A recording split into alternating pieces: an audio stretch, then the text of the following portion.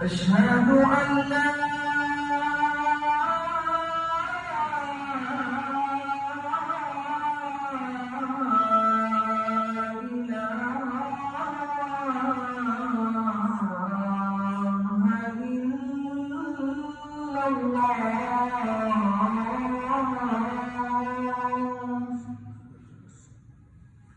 أشهد أن لا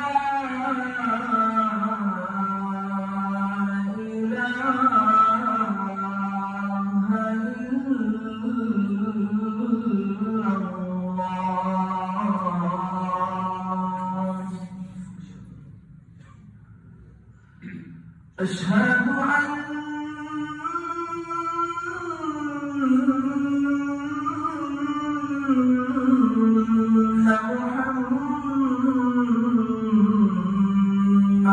رسول الله.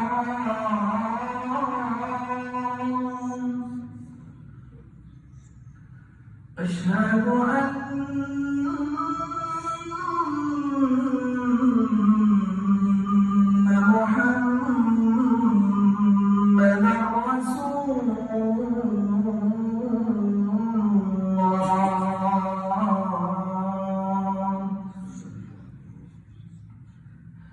حي على الصلاة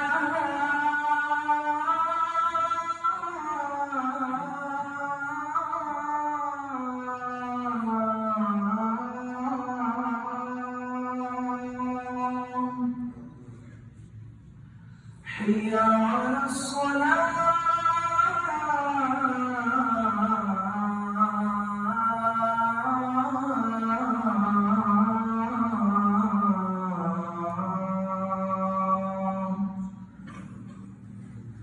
حي على الفلاح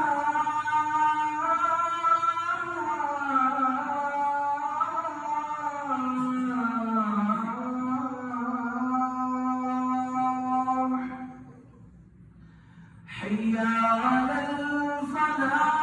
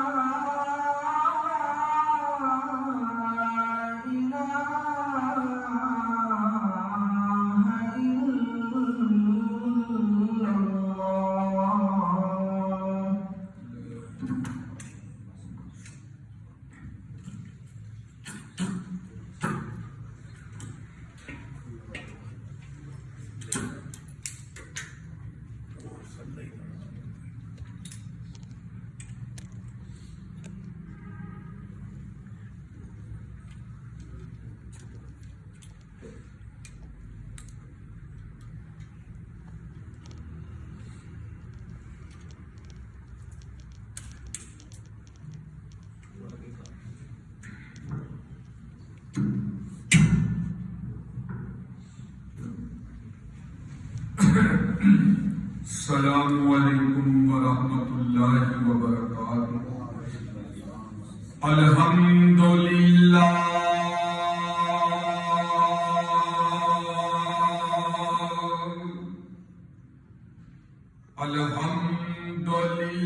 Alhamdulillahi wa kafa.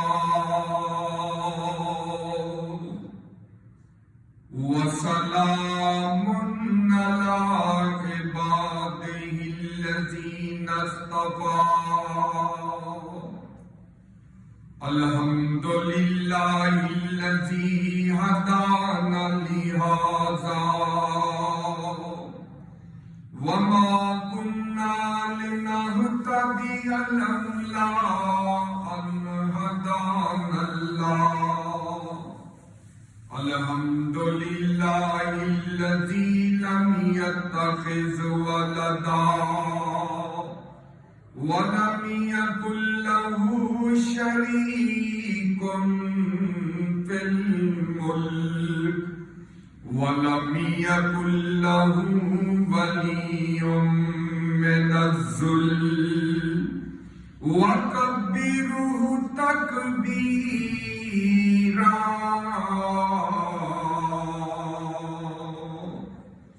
أما بعد فإن خير الحديث كتاب الله وخير الهدي هدي محمد صلى الله عليه وسلم وشر الأمور محدثاتها وكل محدثة بدعة وكل بدعة ضلالة وكل ضلالة في النار إن الله وملائكته يصلون على النبي يا أيها الذين آمنوا صلوا عليه وسلموا تسليما اللهم صل على محمد وعلى آل محمد كما صليت على إبراهيم وعلى آل إبراهيم إنك حميد مجيد اللهم بارك على محمد وعلى آل محمد كما باركت على إبراهيم وعلى آل إبراهيم إنك حميد مجيد أعوذ بالله من الشيطان الرجيم بسم الله الرحمن الرحيم وسارعوا إلى مغفرة من ربكم وجنة عرضها السماوات والأرض أعدت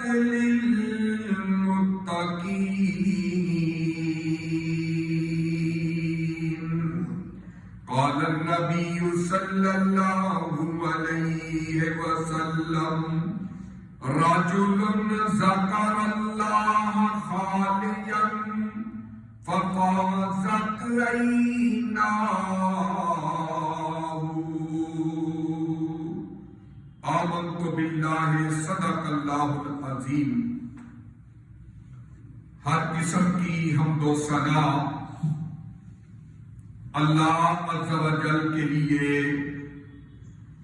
وہی سب کا داتا، سب کا خالق، سب کا مالک اور سب کا رازق ہے.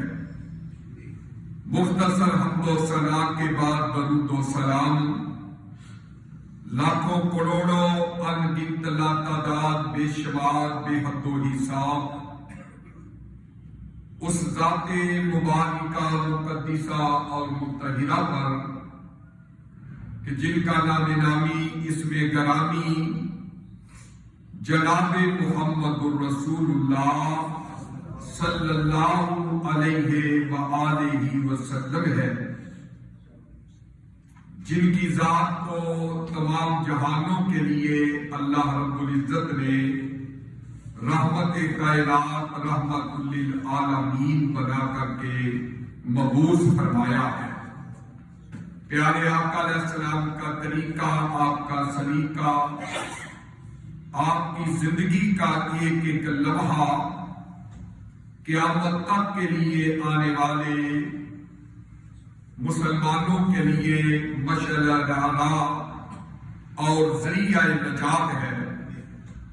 اللہ رب العزت سے دلی دعا ہے کہ ہم سب کو سنا کے عمل پیرا ہونے کی توفیق عطا فرمائے۔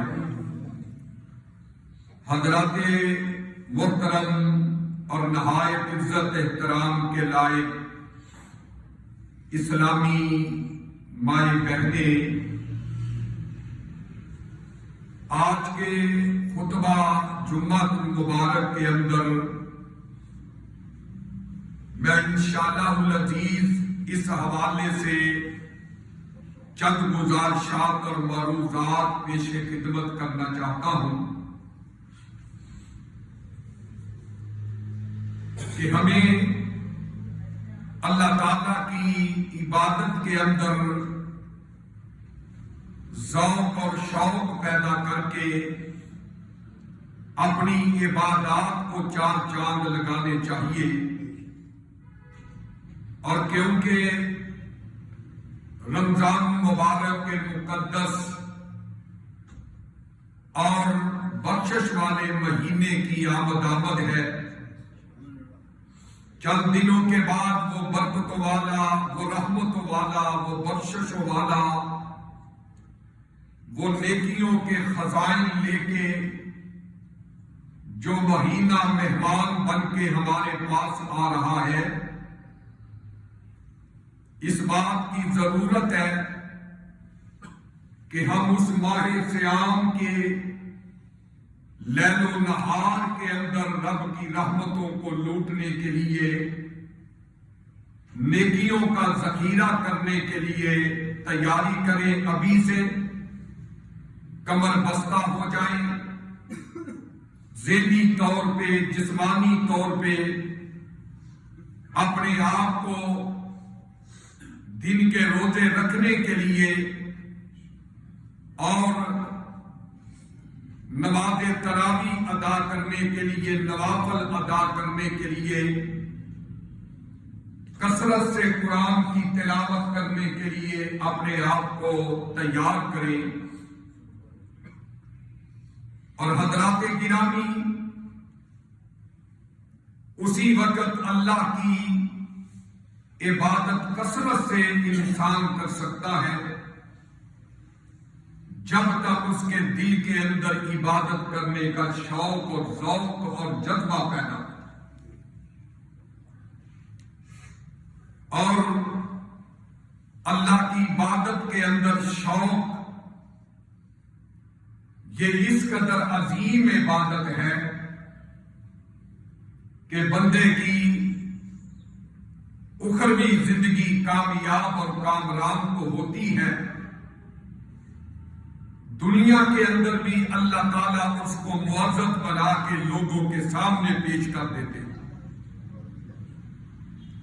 تو اس لیے آج کے خطبہ جمعہ کے اندر میں عبادت کے اندر ذوق اور شوق کو، اللہ کی عبادت کو اور آسان طریقے سے ادا کرنے کے حوالے سے چند گزارشات اور ملحوظات پیش خدمت کرنا چاہتا ہوں، تاکہ ہمارے دلوں کے اندر نیکی کا، عبادت کا جذبہ پیدا ہو سکے اور ہم اللہ تبارک و تعالی کی عبادت کو رغبت کے ساتھ ذوق کے ساتھ اور شوق کے ساتھ بجا لانے کی اللہ ہمیں توفیق عطا فرمائے۔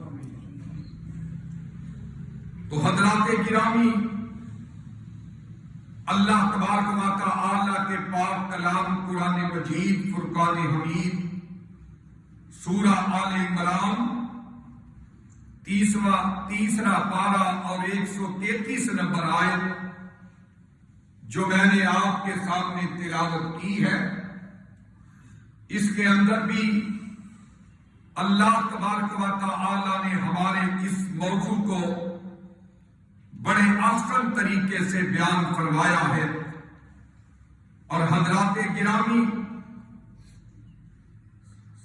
ان آیات کو پڑھنے کے بعد، ترجمہ دیکھنے کے بعد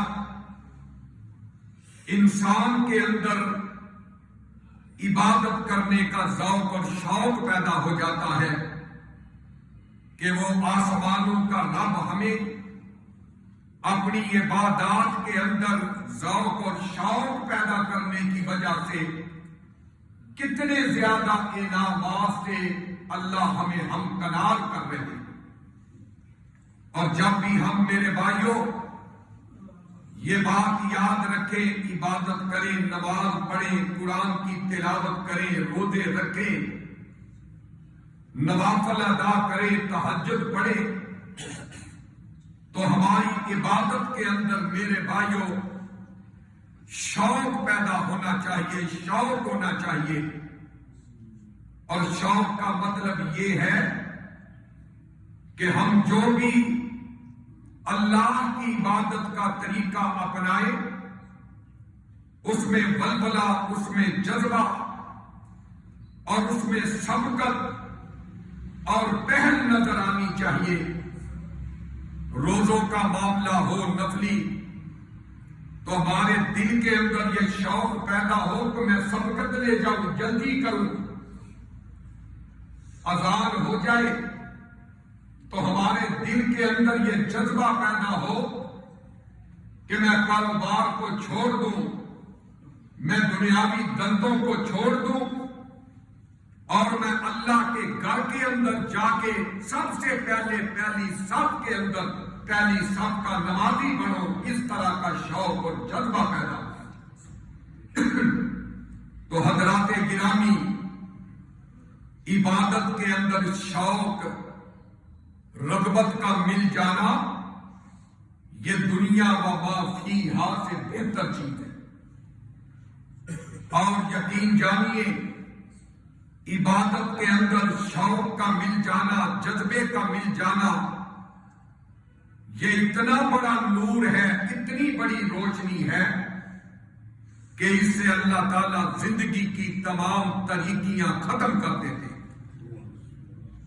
اور ہمارا یہ حق بنتا ہے کہ جب ہم اللہ کی عبادت کے لیے آئیں تو دکھلاوے کے لیے نہ آئیں، ریاکاری کے لیے نہ آئیں، منہ ملازے کے لیے نہ آئیں۔ ہمارے دل کے اندر شوق ہو، رغبت ہو اور ہم تن باہوش ہو کے ہم اللہ تعالیٰ کی عبادت کرنے والے بن جائیں۔ آئیے ذرا اللہ کے قرآن کا مطالعہ کر کے دیکھیں کہ اللہ تبارک و تعالی نے اپنے کلام پاک کے اندر ہمیں کسی بات کا درس اور سبق دیا۔ سورہ آل عمران کے اندر رب تعالیٰ اعلان کر رہی ہے، مجھے اور تجھے مخاطب کر کے کہہ رہی ہے، بلکہ قیامت تک کے لیے آنے والے لوگوں کو اللہ تعالیٰ مخاطب کر کے کہہ رہی ہے، وَسَارِعُوا إِلَىٰ مَغْفِرَةٍ مِّن رَّبِّكُمْ، آؤ نہ لوگو جلدی کر لو، جلدی کر لو۔ اللہ جی کس لیے جلدی کر لے؟ فرمایا إِلَىٰ مَغْفِرَةٍ مِّن رَّبِّكُمْ، اپنے رب کی بخشش کے لیے جلدی کر لو نا، اپنے رب کی مغفرت کو حاصل کرنے کے لیے اللہ کمال کرنے کے اندر جلدی کر لو نا، وجنات، اور اس کی جنت کے وارث بننے کے لیے جلدی کر لو۔ کون سی جنت ہے؟ ارضها السماوات والارض، اور جس کا طول زمین و آسمان ہے، وہ جنت جو رب نے تیار کر رکھی ہے اس کا طول و عرض جو ہے زمین و آسمان کے برابر ہے۔ اعدت للمتقین، اور وہ اللہ نے جنت جو ہے کن کے لیے تیار کی ہے؟ اپنے سے ڈرنے والوں کے لیے، پرہیزگاروں کے لیے اللہ نے جنت تیار کی ہے۔ پتہ یہ چلا میرے بھائیو اس آیت کریمہ سے کہ رب تعالیٰ حکارے دے رہے ہیں، رب تعالیٰ آوازیں دے رہے ہیں، رب تعالیٰ اعلان کر رہے ہیں، اللہ تعالیٰ سوتوں کو جگا رہے ہیں۔ وَسَارِعُوا إِلَىٰ مَغْفِرَةٍ مِّن رَّبِّكُمْ، اے گناہوں کے اندر زندگیاں گزارنے والوں، اے رب کی نافرمانیوں پہ اپنے آپ کو اکسانے والوں، آؤ نا، اللہ کا قرآن تو اعلان کر رہا ہے وَسَارِعُوا إِلَىٰ مغفرۃ من ربکم، آؤ نا میرے بھائیو، اللہ تعالیٰ کے قرآن کا مطالعہ کر کے دیکھیں ہم۔ قرآن پاک کے اندر رب تعالیٰ نے سورہ طٰہٰ کے اندر اپنے ایک نبی موسیٰ علیہ السلام کا تذکرہ فرمایا اور ان سے وعدہ کیا کہ آپ اپنی قوم کے 70 افراد کو ساتھ لے کر کے کوہ طور پہ چلے جائیں۔ جناب سیدنا موسیٰ علیہ السلام اپنے ساتھیوں سمیت نکلتے ہیں۔ حضرت موسیٰ علیہ السلام تیزی کے ساتھ جا رہے تھے، تیزی کے ساتھ سب سے آگے آگے چل رہے تھے۔ چلتے چلتے آپ نے تمام ساتھیوں کو پیچھے چھوڑ دیا۔ سب سے پہلے کوہ طور پہ نبی موسیٰ پہنچ جاتے ہیں۔ اللہ یہ منظر آسمانوں سے دیکھ رہے ہیں، عرش برین سے اللہ یہ منظر دیکھ رہے ہیں کہ میرا نبی موسیٰ سب سے پہلے کوہ طور پہ پہنچ گیا ہے۔ اس کے باوجود اللہ نبی موسیٰ سے سوال کرتے ہیں کہ وَمَا أَعْجَلَكَ، سورہ طٰہٰ قرآن کی زبانی کہ اللہ نبی موسیٰ سے سوال کر رہے ہیں وَمَا أَعْجَلَكَ عَنْ قَوْمِكَ يَا موسیٰ، اے موسیٰ اتنی جلدی کی وجہ کیا ہے؟ اتنی جلدی کوہ طور پہ آنے کا سبب کیا ہے؟ تو موسیٰ علیہ السلام نے کیا جواب دیا؟ ہم اولائی علی آثاری وعجلت الیک ربی لترضی،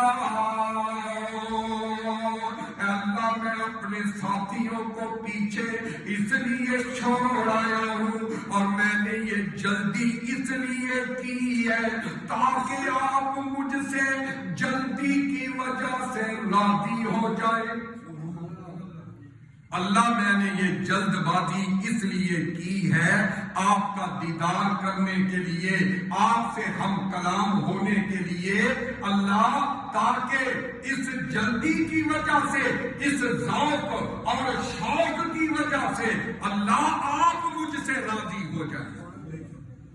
تو حضرات گرامی، پتہ چلا اس واقعے سے یہ بات واضح ہو گئی کہ جب نیک اعمال کے اندر جلدی ہو، شوق اختیار کیا جائے تو پھر کیا ہوتا ہے؟ آسمانوں کا رب راضی ہو جاتا ہے، اللہ راضی ہو جاتے ہیں۔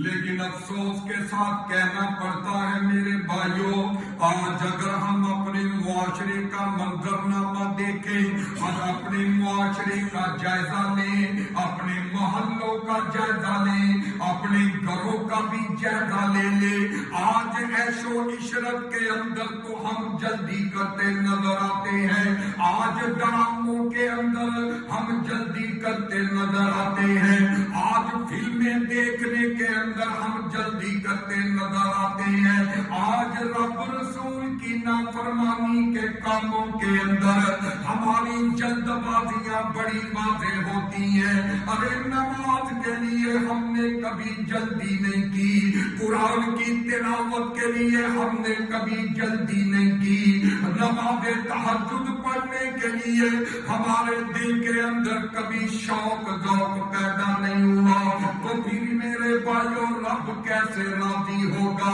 آج قوم الٹی طرف چل پڑی، چاہیے تو یہ تھا کہ صحابہ کے نقش قدم پہ چلتے ہوئے اللہ کے نبی کے حقیقی امتی بن کے ہم کیا کرتے؟ ہم نیکی کے کاموں میں جلدی کرتے، اذان نہ ہوتی، اذان سے پہلے مسجد بھر جایا کرتی، نماز سے پہلے ہم پہلی صف کے نمازی نظر آتے، لیکن افسوس میرے بھائیوں مسجد ویران ہے، مسجد خالی نظر آئیں گی اور آپ کو برائی کے اڈے آباد نظر آتے ہیں۔ یہ سبب کیا ہے کہ ہمارا نیکی کے اندر کوئی جذبہ نظر نہیں آتا، نیکی کے کاموں میں کوئی ولولہ کوئی شوق نظر نہیں آتا، اور اللہ تبارک و تعالی کا راضی ہوتی ہے۔ نبی موسیٰ نے جواب دیا، اللہ میں نے کوہ طور پہ آنے میں جلدی اس لیے کی، اللہ میں اپنی قوم کے لوگوں کو جلدی کے اندر پیچھے کیوں چھوڑ کے آ گیا؟ الیک ربی لترضا، کہا کہ اللہ تو مجھ سے جلدی کے اندر راضی ہو جائے۔ تو میرے بھائی یہ ہے اللہ کی عبادت کے اندر ذوق اور شوق کا جذبہ پیدا کرنا، جلد بازی کرنا، نیکی کے کاموں کے اندر، پرہیزگاری کے کاموں کے اندر، پھر آسمانوں کا رب دیکھو کس طرح ہم پہ رحمتوں کی برکت برسا دیتے ہیں۔ یقین جانیے ہم میں سے ہر ایک کی یہ خواہش ہے کہ اللہ میرے تمام معاملات درست فرما دے۔ ہم کہتے ہیں مولوی جی دعا کریے کہ بڑی تنگیاں ہیں، اللہ آسانیاں پیدا کر دے۔ اب انسان اپنے معاملات کی تکمیل کے لیے اور ناممکن معاملات کی تکمیل کے لیے طرح طرح کے طریقے اپنانے لگ جاتا ہے، اپنے ناممکن کام کو ممکن بنانے کے لیے کیا کرتا ہے؟ شرکیہ تویز لینے شروع کر دیتا ہے۔ کیا کرتا ہے؟ غیر شرعی کام ان کا ارتکاب شروع کر دیتا ہے۔ کیا کرتا ہے؟ رب رسول کی نافرمانیوں پہ آ جاتا ہے، کمر میں ہو جاتا ہے، کمر بستہ ہو جاتا ہے، اللہ رسول کی نافرمانیوں کا ارتکاب کر بیٹھتا ہے کہ میرا یہ معاملہ درست ہو جائے، میرے لیے یہ آسانی پیدا ہو جائے۔ جعلی عاملوں کے پاس جا کر کے اپنے ایمان کا عقیدے کا بیڑا غرق کر بیٹھتا ہے کہ میرے ناممکن کام ممکن ہو جائے، میری تنگیاں آسانیوں میں بدل جائے۔ اور میرے بھائیوں آج میں آپ کو اجالوں والا راستہ بتلانا چاہتا ہوں، آج میں آپ کو اندھیروں سے نکال کے روشنیوں کی طرف رہنمائی کرنا چاہتا ہوں، جس پر چلنے سے آدمی کے تمام معاملات اللہ آسان فرما دیتے ہیں، جس کام کی وجہ سے اللہ تمام مشکل کاموں کو آسان بنا دیتے ہیں اور انسان کو اپنی رحمت سے نواز دیتے ہیں۔ وہ کیا ہے؟ جناب زکریا علیہ السلام کا تذکرہ اللہ کے قرآن سے نکل آیا، سورہ انبیاء نکل آئی ہے، آیت نمبر 79 نکل نکل آئی ہے۔ جناب زکریا علیہ السلام نے سورہ انبیاء میں کیا کیا؟ انہوں نے اللہ سے دعا کی۔ کیا دعا کرتی ہے؟ وَزَكَرِيَّا إِذْ نَادَى رَبَّهُ رَبِّ لَا تَذَرْنِي فَرْدًا وَأَنْتَ خَيْرُ الْوَارِثِينَ۔ میرے بھائیوں، مفسرین کے قوال اٹھا کر کے دیکھیے کہ زکریا علیہ السلام کی عمر جب انہوں نے یہ اللہ سے دعا کی، رب لا تذرنی فردا وانت خیر الوارثین، اس وقت ان کی عمر 90 سال تھی جب آپ نے اللہ کے سامنے اپنی خواہش کا اظہار کیا۔ وہ خواہش کیا ہے؟ اے اللہ مجھے اکیلا نہ چھوڑنا۔ اللہ یہ میرا ایمان، یہ میرا عقیدہ ہے کہ وارث تو عطا کرنے والا ہے، جانشین تو عطا کرنے والا ہے۔ رب لا تذرنی فردا، اللہ مجھے اکیلا نہ چھوڑنا، اللہ مجھے اکیلا نہ چھوڑنا۔ وَأَنْتَ خَيْرُ الْوَارِثِينَ، اللہ تو بہتر وارث عطا کرنے والا ہے۔ اللہ مجھے جانشین دے دے، اللہ مجھے نورینہ اولاد عطا کر دے، اللہ مجھے میرا بڑھاپے کا وارث بیٹا عطا کر دے۔ جناب زکریا علیہ السلام 90 سال کی عمر میں خواہش کا اظہار کرتے ہیں، اللہ سے خواہش کا اظہار کرتے ہیں۔ بظاہر کیا نظر آتا ہے کہ زکریا علیہ السلام نے جب بڑھاپے میں ایک خواہش کا اظہار کیا تو جواب اللہ نے یہ نہیں دیا، اللہ نے جواب یہ نہیں دیا کہ زکریا اب تیرا وقت گزر چکا ہے، اب تیرے سر کے بال سفید ہو چکے ہیں، اے زکریا تیری ہڈیاں کمزور ہو چکی ہیں، اولاد جننے کے دن چلے گئے ہیں۔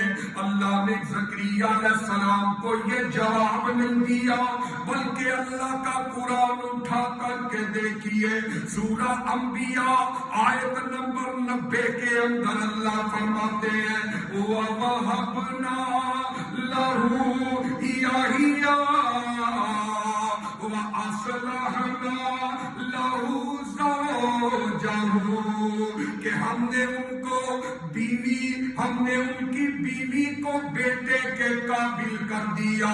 وہ بیوی باج ہو چکی تھی، وہ بیوی بچہ جننے کے قابل نہیں رہی تھی، لیکن میرے بھائیوں کہ جب بندہ اللہ کے سامنے ذوق اور شوق کے ساتھ کسی چیز کی دعا کرتا ہے تو رب ناممکن کو بھی ممکن کر دیتا ہے۔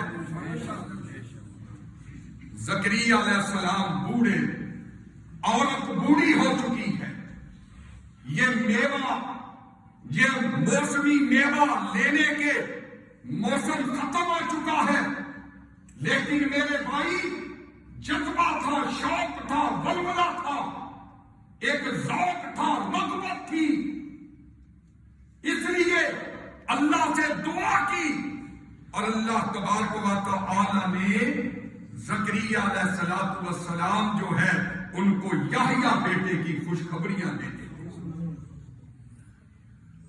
اور اس کے بعد اللہ تعالیٰ فرماتے ہیں کہ ہم نے زکریا علیہ السلام کی بیوی کو بیٹے کے قابل کیا اور ہم نے سیدنا یحییٰ علیہ السلام ان کو عطا کیے۔ اور ان آیات کے بعد پھر اللہ آگے کیا فرماتے ہیں؟ اللہ فرماتے ہیں انہم کانوا، ہمارے موضوع کا حصہ جو ہے، آج کا موضوع جو ہے اس کا حصہ وہ کیا ہے؟ اللہ فرماتے ہیں کہ ہم نے زکریا کو 90 سال کی عمر میں بیٹا کیوں دیا؟ ہم نے زکریا کی بیوی جو باج تھی اس کو بیٹے کے قابل کیوں کر دیا؟ اللہ اس کا سبب سبب بیان کرتے ہیں اور ہمارے موضوع کو بیان فرماتے ہیں. فرمایا انہم کانوا یسارعون فی الخیرات ویدعوننا رغبا ورہبا وکانوا لنا خاشعین. اللہ کے قرآن کا ترجمہ پڑھ کے دیکھیے نا میرے بھائیوں, ترجمہ سماعت فرما لیجئے. اللہ فرماتی ہے کیونکہ میرا زکریا جو تھا اور اس کی گھر والی جو تھی وہ نیکی کے کاموں میں سبقت کیا کرتے تھے, وہ نیکی کے کاموں میں جلدی کیا کرتے تھے, وہ نیکی کے کاموں میں بڑھ چڑھ کے حصہ لیا کرتے تھے. فَفِي الْخَيْرَاتِ وَيَدْعُونَنَا رَغَبًا وَيَدْعُونَنَا رَغَبًا وَرَهَبًا. اور ان کی پکار کے اندر اللہ کہتے ہیں ایک جذبہ اور شوق چھپا ہوا تھا. ان کی پکار کے اندر جذبہ تھا, شوق تھا, ذوق تھا, رغبت تھی. اللہ کہتے ہیں خشوع تھا ہمارا ڈر تھا. اس لیے اللہ کہتے ہیں ہم نے 90 سال کی عمر میں زکریا کو بیٹا عطا کر. تو میرے بھائی, اللہ کی ذات سے اگر ہم اس کی عبادت کے اندر شوق کا جذبہ پیدا کر لے تو اللہ ہمارے ناممکن کام ممکن کر دے. اگر اللہ زکریا کو اگر بے وقتہ بیٹا دے سکتا ہے تو کیا میرے بھائی آج اگر ہم نماز ذوق سے پڑھیں, شوق سے پڑھیں, نیکی کے کاموں میں جلدی کریں, نیکی کے کاموں میں بڑھ چڑھ کے حصہ لیں, نیکی سے دور نہ بھاگے, نماز سے ہمیں نفرت نعوذ باللہ نہ ہو, اذان سن کے ہمارے کام جو ہیں وہ پکے نہ, اذان سن کے ہم جو ہیں وہ مایوسی کا اظہار نہ کریں بلکہ اذان سن کے خوشی کا اظہار کریں. کیا اللہ سے ملاقات کا وقت ہے, اللہ سے ملاقات ہوگی, نماز کے اندر اللہ سے باتیں ہوگی. اس طرح کا جذبہ لے کے جب ہم اللہ کے گھر میں آئیں گے تو اللہ پھر ہمارے لیے آسانیاں پیدا فرمائے گے. آؤ میرے بھائیوں, یہ قیمتی راز میں آپ کو بتا رہا ہوں. وہ جس طرح کہتے ہیں نا حکیم لوگ جو ہیں وہ اپنے نسخے اپنے ساتھ سینے میں لے کے چلے جاتے ہیں. وہ قیمتی مجرد نسخے نہیں بتاتے.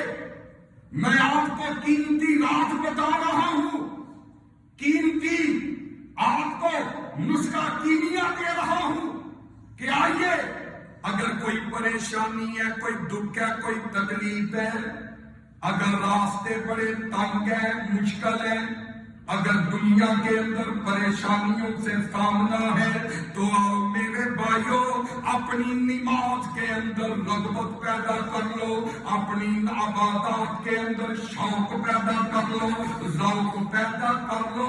جس طرح اللہ زکریا کو بے موسموں بیٹا دے سکتا ہے, جس طرح اللہ میرے بھائیوں ان کے ناممکن کو ممکن کر سکتا ہے.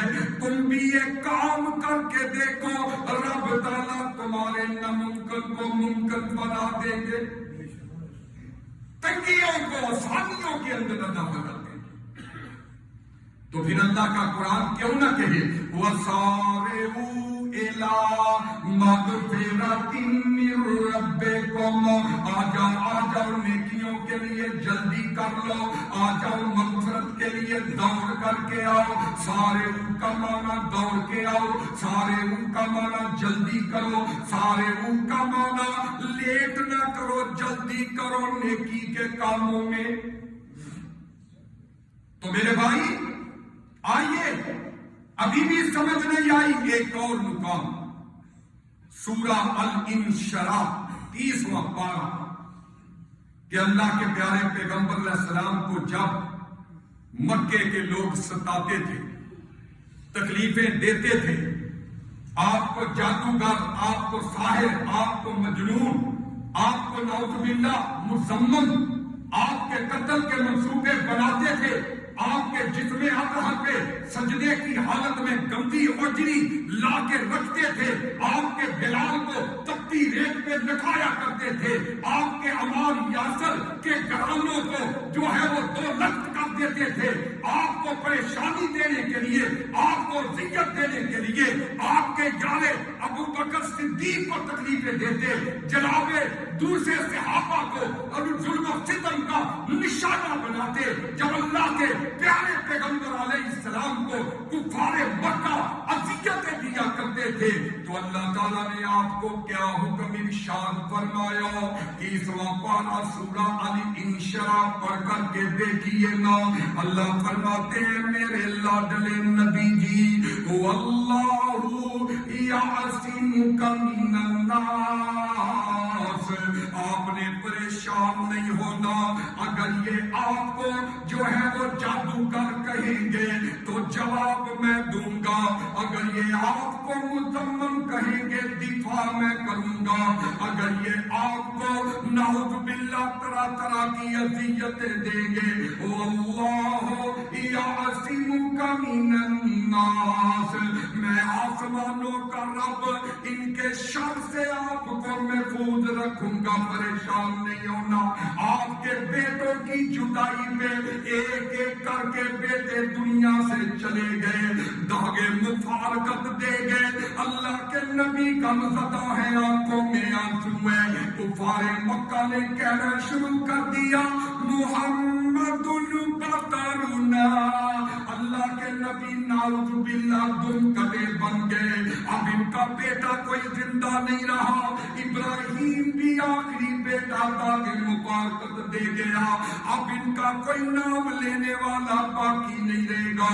اللہ کہتے ہیں سونے نبی پریشان نہیں ہونا، میں سورہ کوثر نازل کر کے آپ کی دل جوئی کروں گا، میں آپ کو حوض کوثر عطا کر کے آپ کی دل جوئی کروں گا، اگر یہ آپ کو پریشان کریں گے تو روئے زمین سے اٹھا کے میں آپ کو جو ہے وہ معراج کی سیر کرا کے آپ کی دل جوئی کروں گا، اگر یہ آپ کو پریشان کریں گے آسمان پہ چمکنے والا چاند آپ کے لیے کھلونا بنا دوں گا، اس لیے آپ نے پریشان نہیں ہونا۔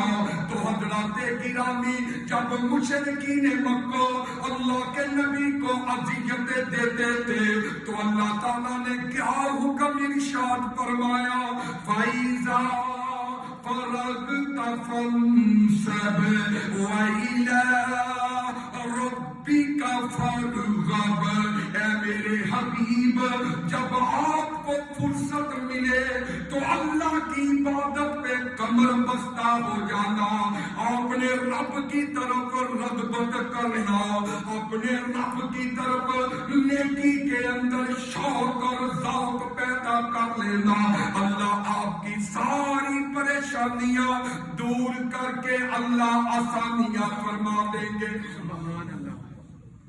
تو میرے بھائی اللہ کے نبی علیہ السلام کو بھی اللہ تعالیٰ نے مکے کی 23 سالہ زندگی اس کا اگر ہم مطالعہ فرمائیں تو میرے بھائیوں اس کے اندر کیسی رغبت نظر آتی۔ سنن نسائی کے اندر روایت موجود ہے کہ حضرت حذیفہ رضی اللہ عنہ بیان کرتے ہیں کہ اللہ کے نبی نے مکے کے اندر ایک رات قیام کیا، ففتح سورۃ البقرہ، اللہ کے نبی نے قیام کے اندر سورہ بقرہ شروع کر لی، میں نے سوچا کہ یرکعوا عند المئات، کہ اللہ کے نبی 100 آیات تلاوت کر کے سورہ بقرہ کی پھر رکوع کے اندر چلے جائیں گے، صحابی کہتے ہیں مگر آپ نے تلاوت جاری رکھی، اور میں نے سوچا کہ ہو سکتا ہے 200 آیات پڑھ کر کے اللہ کے نبی رکوع کے اندر چلے جائیں، مگر آپ نے تلاوت جاری رکھی۔ میں نے سوچا کہ اللہ کے نبی علیہ السلام ابھی رکوع کریں، لیکن صحابی حضرت حذیفہ کہتے ہیں کہ قیام کے اندر اللہ کے نبی علیہ السلام نے سورہ بقرہ مکمل تلاوت کی، سورہ آل عمران مکمل پڑھی، اور سورہ نساء کی بھی اللہ کے نبی نے تلاوت کی۔ اور اللہ کے نبی علیہ السلام کا انداز یہ تھا تلاوت کرنے کا، قیام کے اندر رب کو راضی کرنے کا۔ اللہ کے نبی کے قیام کا منظر یہ تھا کہ جب آپ کسی رحمت والی آیت پہ پہنچتے تو اللہ سے رحمت کا سوال کرتے، اور جب عذاب والی آیت پہ اللہ کے نبی پہنچتے تو اللہ کے نبی اس سے عذاب کے پناہ مانگا کرتے تھے۔ سورہ بقرہ، سورہ آل عمران، سورہ نساء، اندازہ کرے کتنی بڑی بڑی یہ سورتیں ہیں۔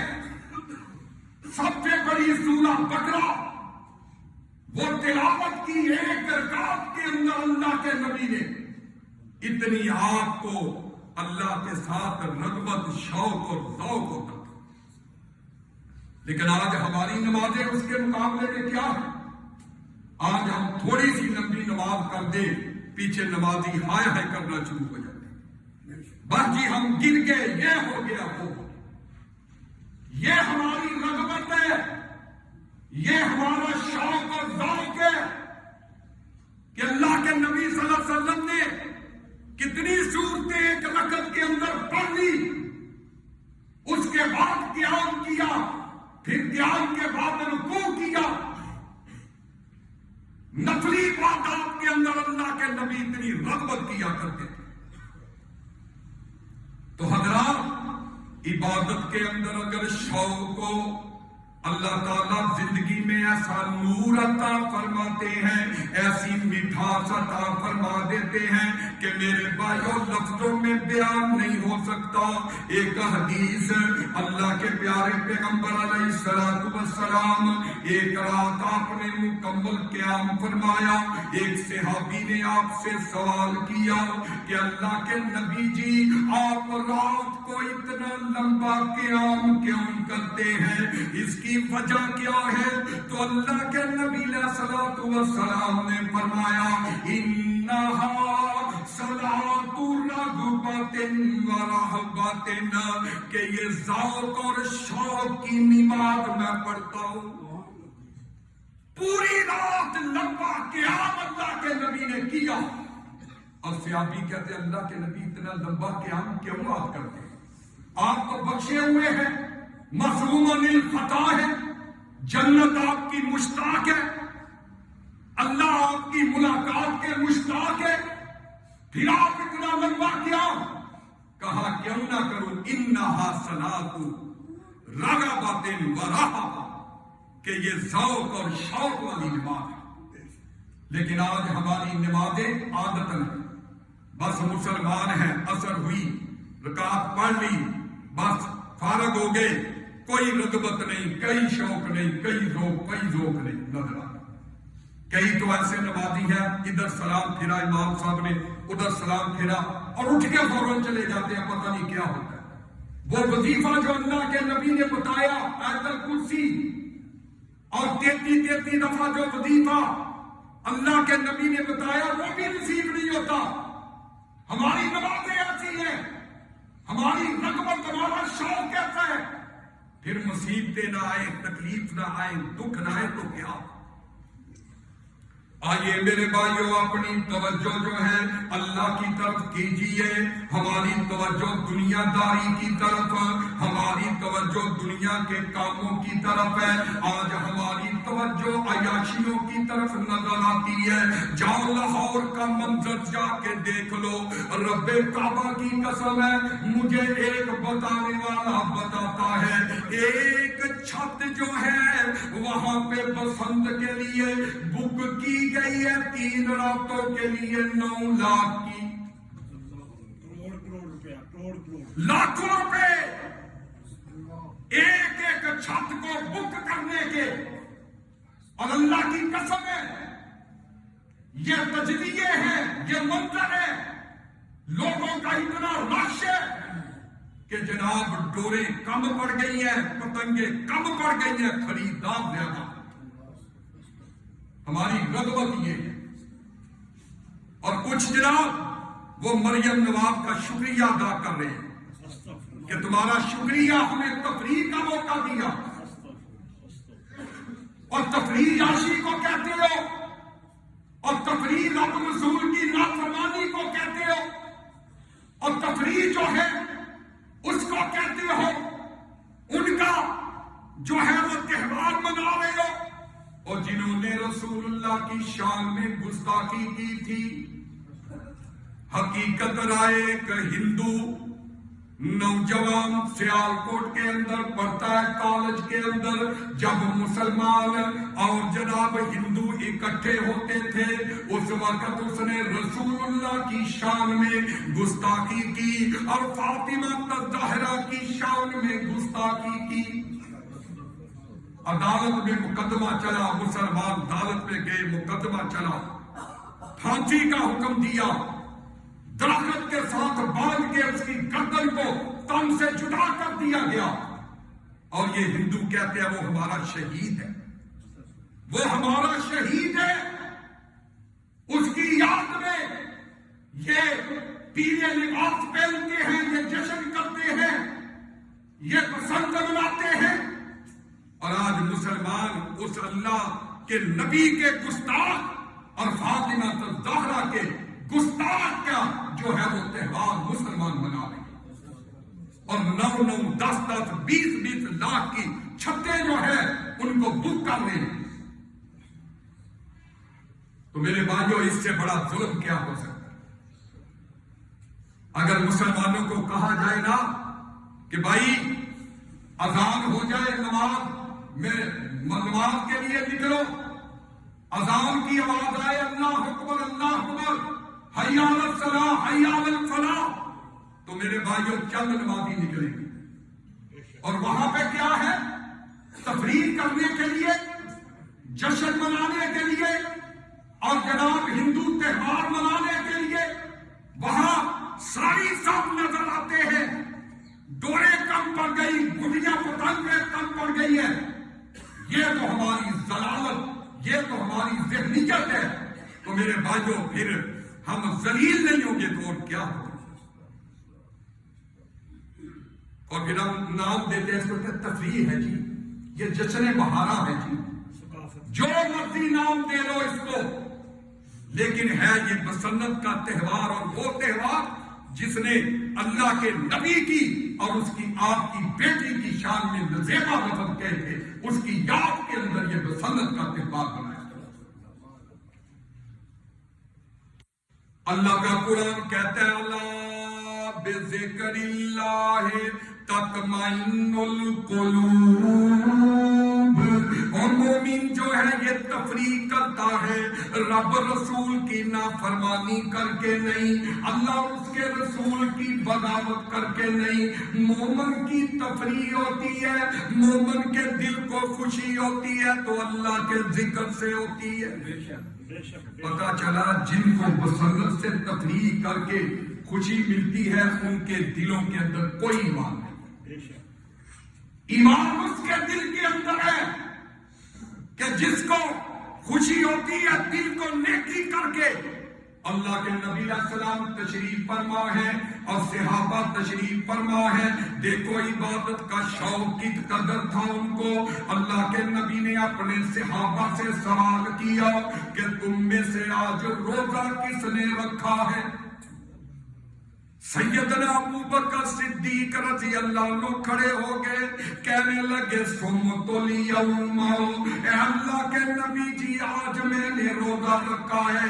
پھر آپ نے سوال کیا کہ آج کس نے تم میں سے مریض کی عیادت کی ہے؟ سیدنا ابو بکر صدیق پھر کھڑے ہو گئے، کہنے لگے اللہ کے نبی جی آج میں نے مریض کی عیادت کی ہے۔ پھر اللہ کے نبی علیہ السلام نے پوچھا، سوال کیا، من اطعم المسکین، کہ تم میں سے کس نے مسکین کو کھانا کھلایا؟ ابو بکر پھر کھڑے ہو گئے، کہنے لگے آقا جی میں نے آج مجھے یہ نیکی کی توفیق ملی ہے کہ میں نے مسکین کو کھانا کھلایا۔ اللہ کے نبی نے چوتھا سوال کیا کہ من تبع الجنازہ، آج تم میں سے کون ہے خوش نصیب جس کو جنازہ پڑھنے کی توفیق ملی؟ تو ابو بکر کہنے لگے رضی اللہ کے نبی مجھے توفیق ملی۔ تو پتہ اللہ کے نبی صلی اللہ علیہ وسلم نے کیا فرمایا؟ آپ نے فرمایا جس انسان کو اتنا عبادت کا شوق ہو، ذوق ہو، جس کو نیکیوں سے اس قدر لگاؤ ہو، میرا رب اس پر اپنی جنت کو واجب کر دے۔ تو میرے بھائیو آؤ نیکیوں کے ساتھ لو لگانے والے بن جاؤ۔ جمعہ خطبہ جو ہے وہ اس کا لبِ لباب یہ ہے کہ وَسَارِعُوا إِلَىٰ مَغْفِرَةٍ مِّن رَّبِّكُمْ وَجَنَّاتٍ عَرْضُهَا السَّمَاوَاتُ وَالْأَرْضُ أُعِدَّتْ لِلْمُتَّقِينَ۔ آؤ لوگوں، رمضان کا مہینہ آ رہا ہے، چند دن باقی رہ گئے ہیں، آؤ نیکیوں کے لیے کمر بستہ ہو جاؤ۔ چھوڑو ان تہواروں کو، چھوڑو ان صلیبیوں کو، چھوڑو ان ہندوؤں کو، چھوڑو ان مجوسیوں کو، چھوڑو ان عیسائیوں کو۔ آؤ میرے بھائیو یہودیوں کے تہواروں کو چھوڑو۔ آؤ اگر دنیا کے اندر کامیابی چاہتے ہو، آخرت کے اندر کامیابی چاہتے ہو، وَسَارِعُوا إِلَىٰ مَغْفِرَةٍ مِّن رَّبِّكُمْ وَجَنَّاتٍ عَرْضُهَا السَّمَاوَاتُ وَالْأَرْضُ أُعِدَّتْ لِلْمُتَّقِينَ۔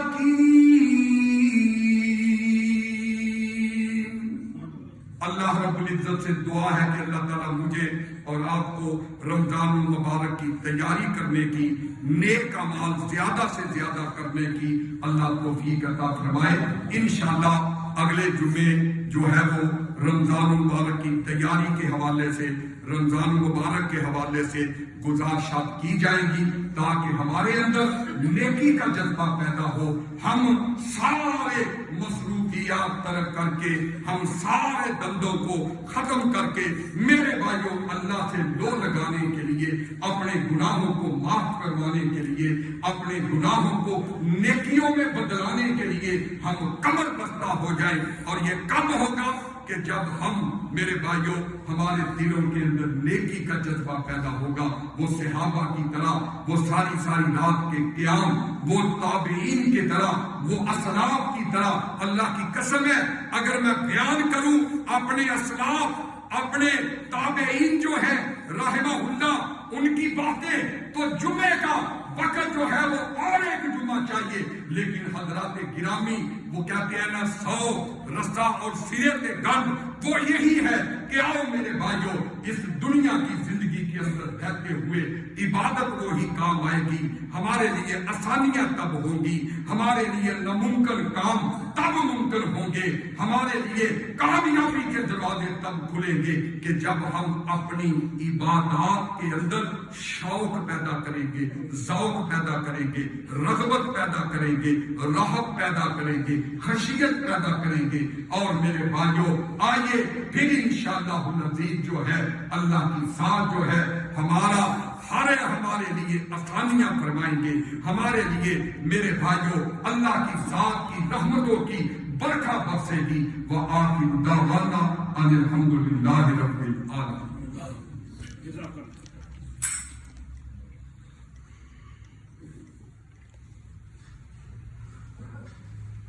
نبی کریم صلی اللہ علیہ وآلہ وسلم کا فرمان گرامی ہے، صحیح بخاری کی حدیث ہے کہ میرے سارے امتی جو ہیں اللہ تعالیٰ ان کو معاف کر دیں گے، لیکن وہ لوگ اللہ ان کو معاف نہیں کریں گے جو الاعلان گناہ کریں۔